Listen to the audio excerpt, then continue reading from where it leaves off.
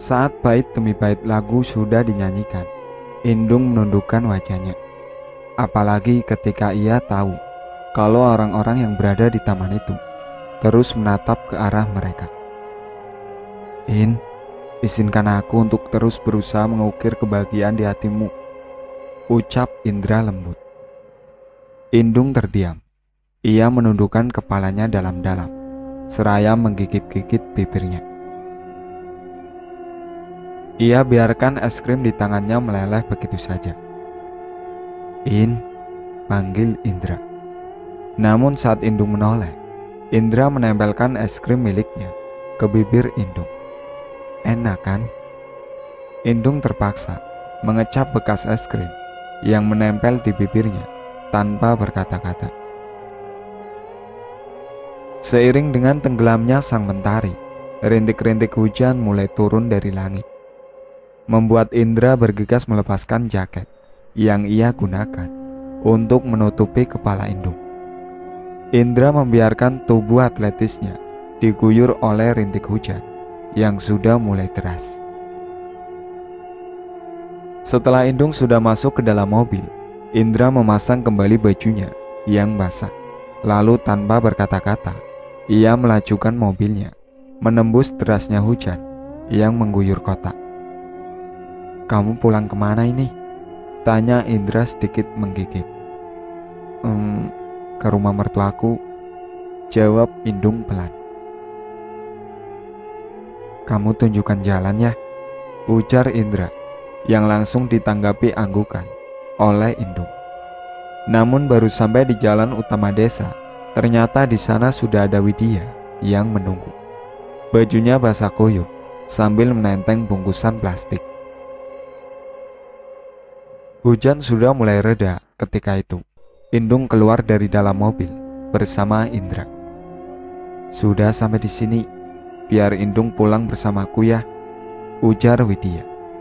Indra tersenyum dan mengangguk.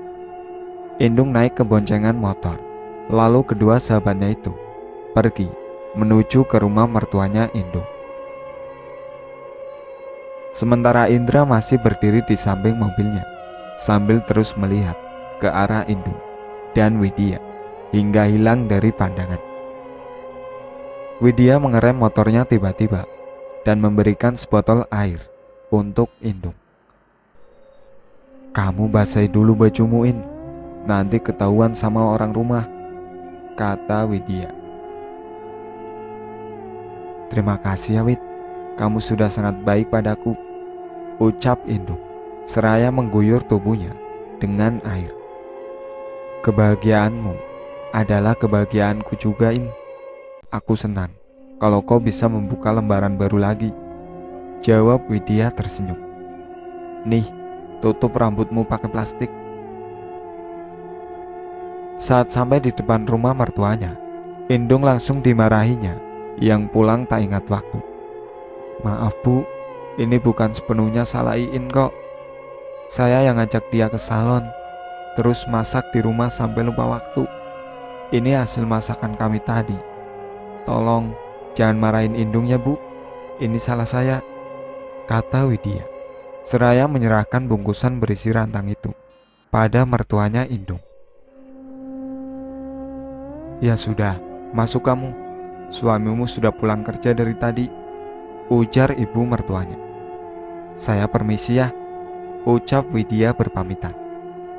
Di dalam kamar setelah mandi, Indung langsung dimarahi oleh suaminya habis-habisan karena sudah pergi ke salon dan lain-lain. Kamu tahu kan, kalau aku tidak pernah suka melihat kamu berdandan seperti pelacur begini. Aku tidak suka jika laki-laki lain menatapmu dengan tatapan penuh nafsu yang menjijikan. Kenapa laranganku kamu langgar? Apa si Widya itu yang mengajarimu menjadi istri pembangkang? Bentak suaminya. Indung tetap memilih diam meski sudah dibentak sedemikian rupa. Namun saat lelaki yang menjadi suaminya itu mulai menyinggung masalah orang tuanya, Indung mulai naik pitam. Dengan berderai air mata, ia tunjukkan foto perempuan yang merupakan selingkuhan suaminya itu. Ini siapa? Aku melihat dengan kedua mataku sendiri. Kalau kau berpeluk-pelukan dengan wanita ini, kenapa kau tega melakukan itu di belakangku? Apa semua yang aku lakukan di rumah ini selama ini kurang? Kenapa jika kau marah masih menyinggung-nyinggung keluargaku? Kenapa? Teriak Indung lantang. Suaminya terdiam. Ia duduk di ujung tempat tidur dengan masih memegangi HP-nya. Mulai malam ini, detik ini, aku minta cerai, ujar Indung bergetar. Ia sudah menatap dengan keputusannya. Perkataan Indra saat di rumah makan itu seolah menjadi pembuka pikirannya akan pentingnya kebahagiaan dirinya sendiri. Indung mengambil HP-nya dan langsung bergegas keluar kamar. Tanpa menoleh sedikit pun, ia berjalan ke arah pintu rumah. Indung berjalan di tengah gelapnya malam sambil menangis. Ia membuka WA-nya dan mengabarkan tentang apa yang ia alami saat itu. Respon Widya sangat cepat dan hanya beberapa saat saja Widya sudah berada beberapa meter di depannya. Lampu motornya menyoroti tubuh Indung. Astaga, tega sekali mereka padamu, In, ucap Widya. Aku tidak diusir, Wid, tapi aku pergi sendiri. Lalu sekarang kamu mau kemana? Tanya Widya.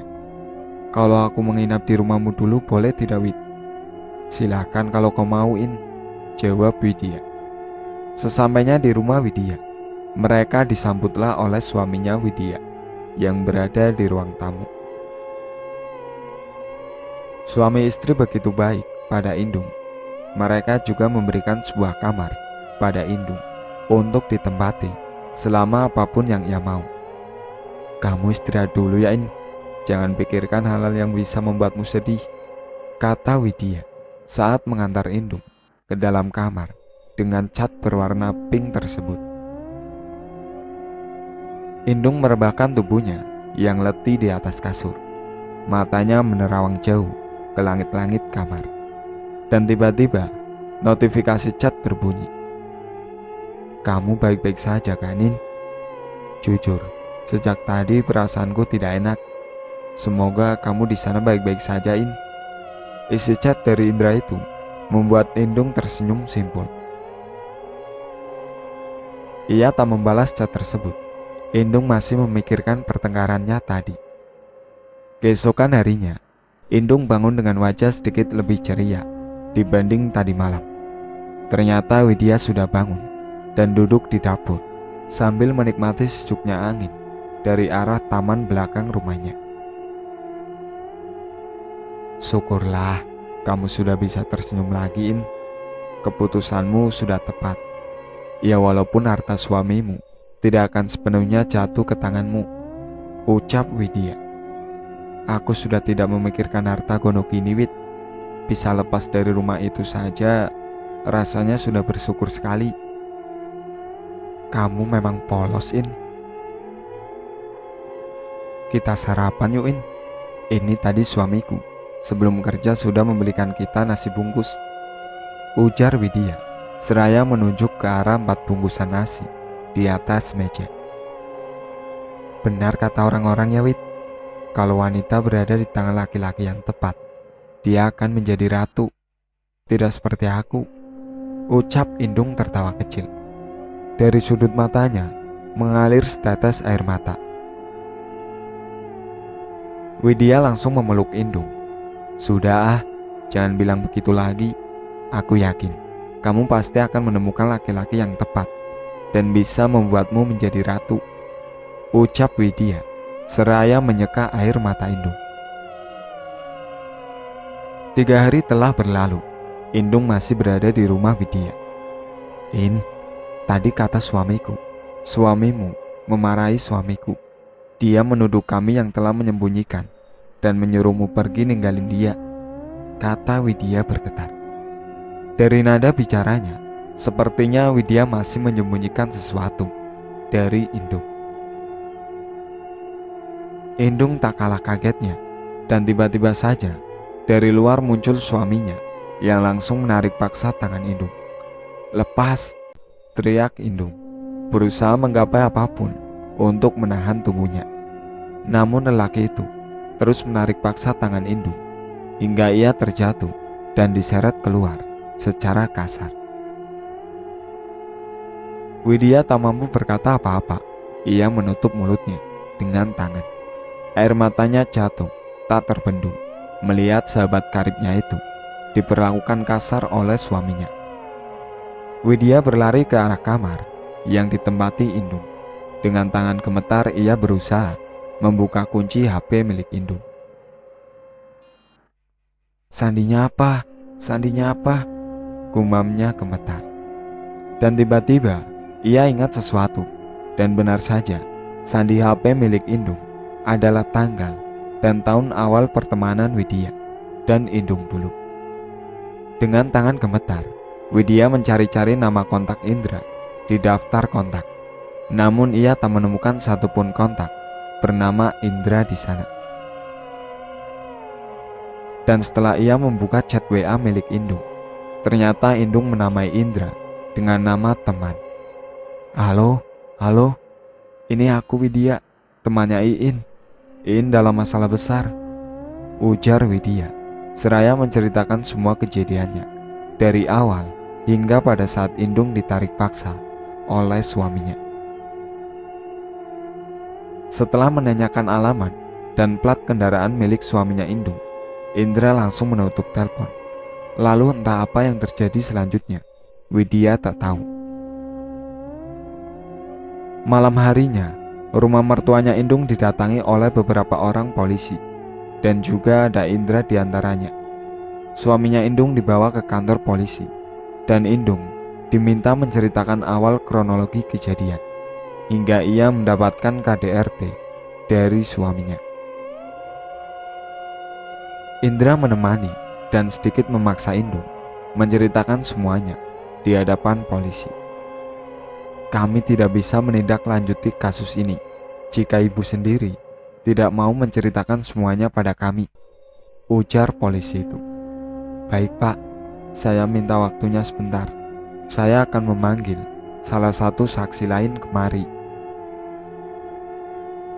Indra berjalan keluar dari kantor dan mencoba menelpon Widya melalui HP milik Indung. "Halo Wid, urusannya sudah ke kepolisian." Indung masih diam, tak mau bercerita. "Apakah kamu bisa datang kemari untuk membujuknya?" Iya, aku segera ke sana," jawab Widya. "In, bagaimana polisi bisa membantu semua ini kalau kamu sendiri diam? Tolong In, pikirkan masa depanmu, pikirkan kebahagiaanmu. Katakan yang sejujurnya In, aku mohon," bisik Indra. Singkatnya, saat Widya datang ke sana, Indra langsung keluar. Widya memeluk Indung dan menceritakan semuanya pada polisi. "Laki-laki itu juga mengancam saya dan suami saya jika kami tidak mengatakan keberadaan Iin, Pak," ujar Widya. "Apa ada bukti pengancaman itu, Bu?" tanya polisi. "Ya Tuhan, apa semuanya harus ada bukti tertulis dulu, Pak?" bentak Widya. Karena Widya bicara sambil marah-marah, akhirnya ia disuruh keluar oleh polisi.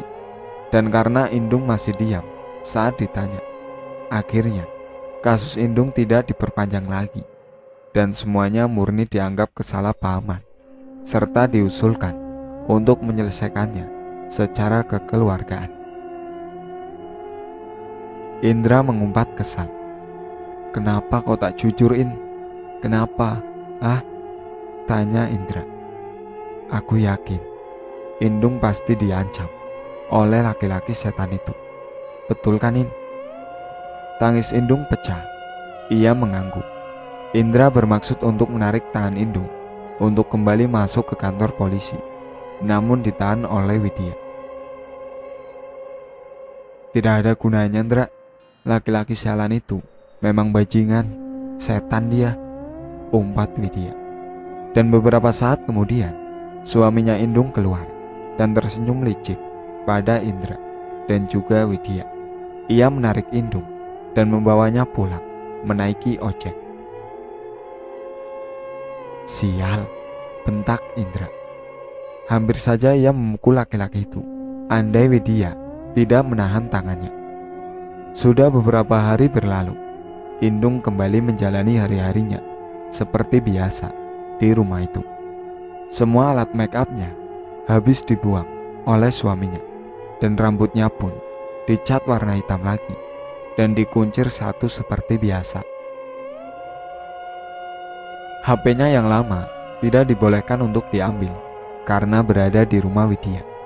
Entah kenapa, sejak tadi malam, suaminya Indung mengeluhkan sakit di bagian perut.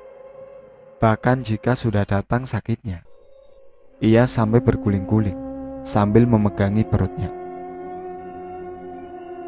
Sudah dipanggilkan Bu Mantri, namun katanya hanya mulas biasa dan hanya dikasih obat sakit perut. Aduh, perutku sakit sekali. Rasanya seperti ditusuk jarum, rengek suaminya Indung. Dalam hatinya, Indung merasa bersyukur karena suaminya itu sakit.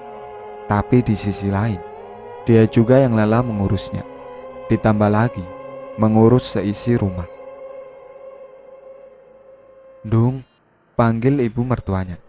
Iya mah, coba kamu ke rumahnya Haji Mahrawi. Panggil dia kemari ya, ujar ibu mertuanya.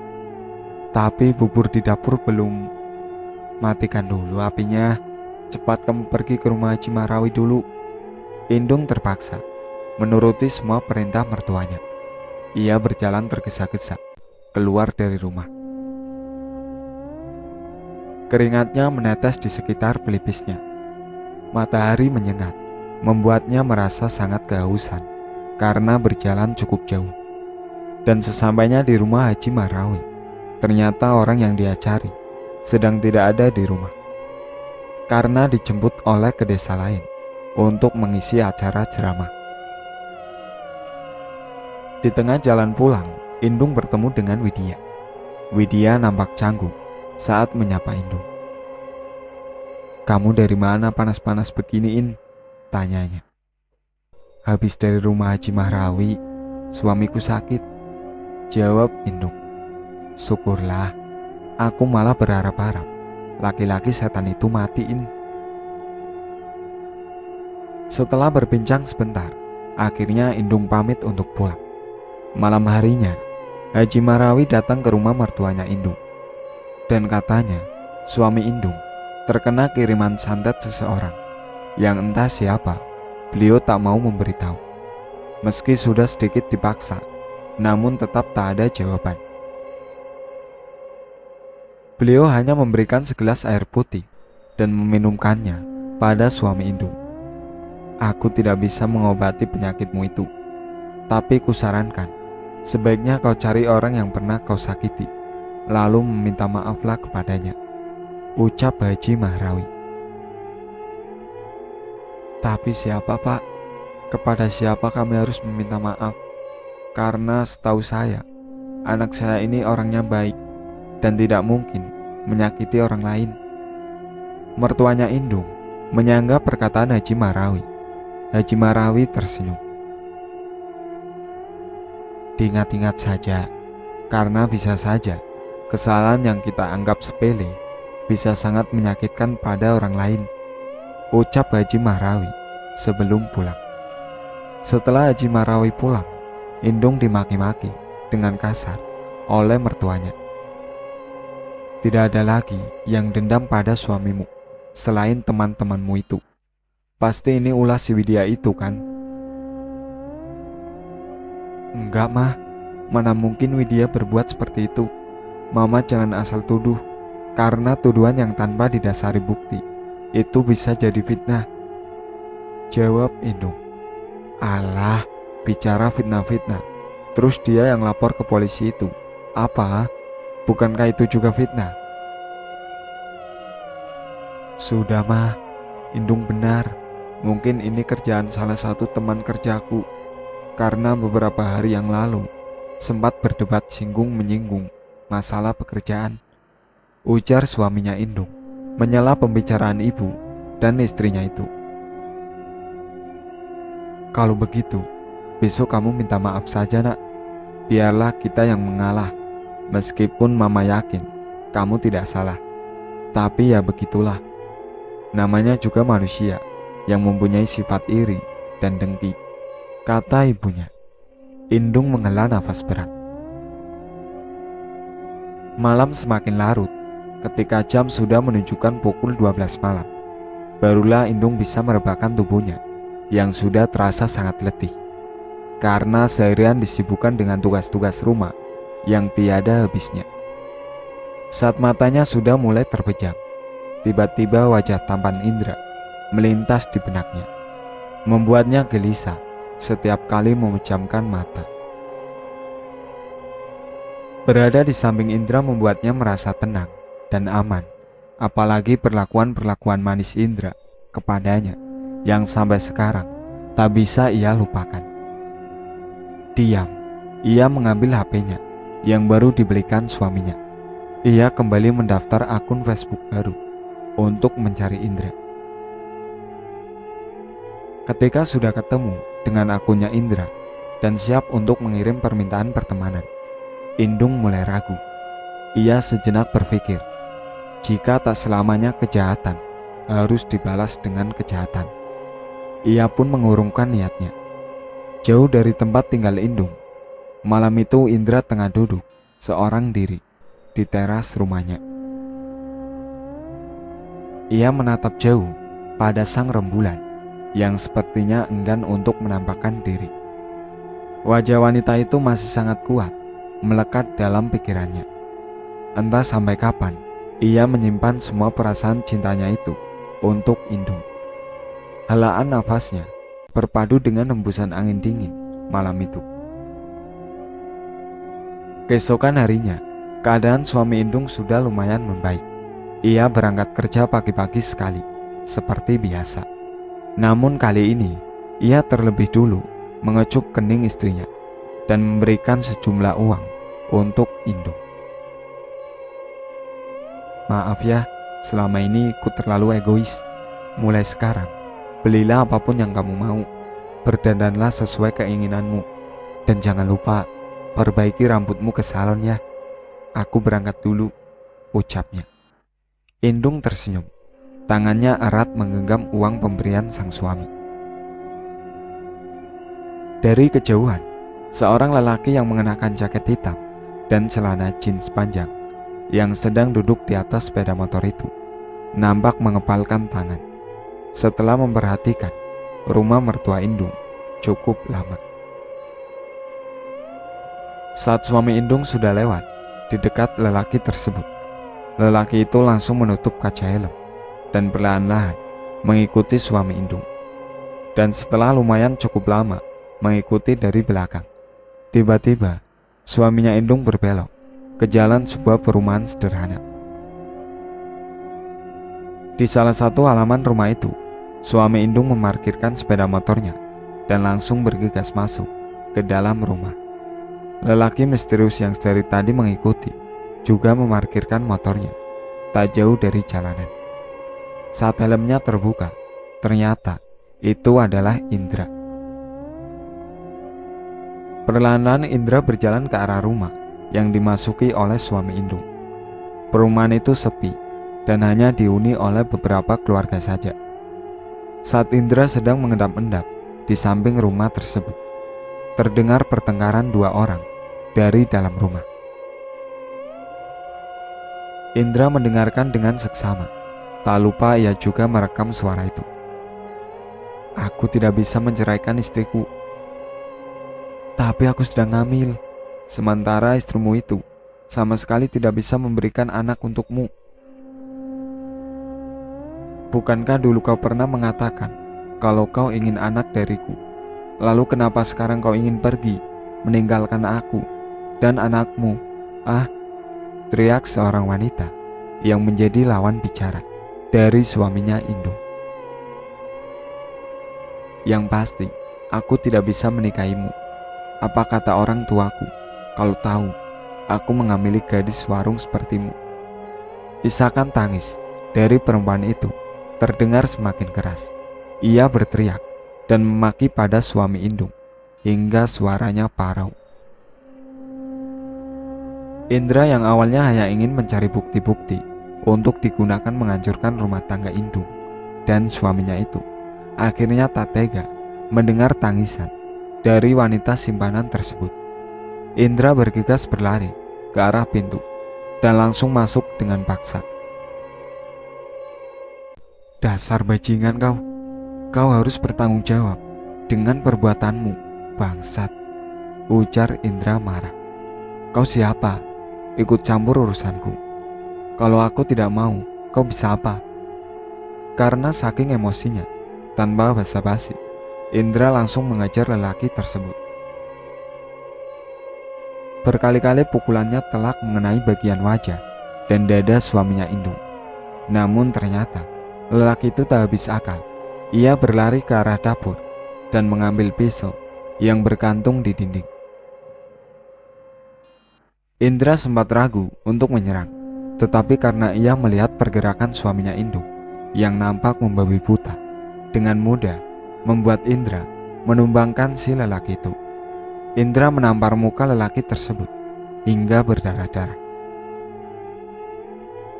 Dan pisau yang masih dipegang suami Indung menusuk ke arah perut Indra. Namun tak ada sedikit pun darah yang keluar. Dan saat pisau itu ditarik, tak ada bekas darah di sana. Hanya baju dan jaket Indra yang sobek. Bangsat kau, teriak Indra. Dan di saat yang bersamaan, beberapa orang bapak-bapak penghuni perumahan tersebut datang untuk melerai perkelahian. Tubuh Indra dipasung agar tak mengajar suami Indung lagi. Setelah dibawa ke Pak RT dan Kades, Indra dibiarkan pulang dengan jaminan KTP-nya sendiri. Jika suatu waktu kembali terjadi hal-hal seperti ini pada suami Indung dan Indra adalah orang yang akan menjadi tersangka utama. Indra tidak langsung pulang, melainkan terlebih dahulu pergi ke rumah Widya. Ia memberikan bukti hasil rekaman yang ia dapatkan di rumah wanita simpanan suaminya Indung tadi pada Widya. Kenapa bajumu sobek-sobek begitu, Indra? Tanya Widya. Indra membuka baju dan memperlihatkan perutnya pada Widya. Hampir ditusuk laki-laki itu, jawab Indra singkat. Hampir? Bajumu sobek begitu? Mana mungkin hampir? Pasti kau punya ilmu kebal ya? Hanya untuk jaga-jaga. Aku juga tak mungkin mengajar orang yang tidak bersalah.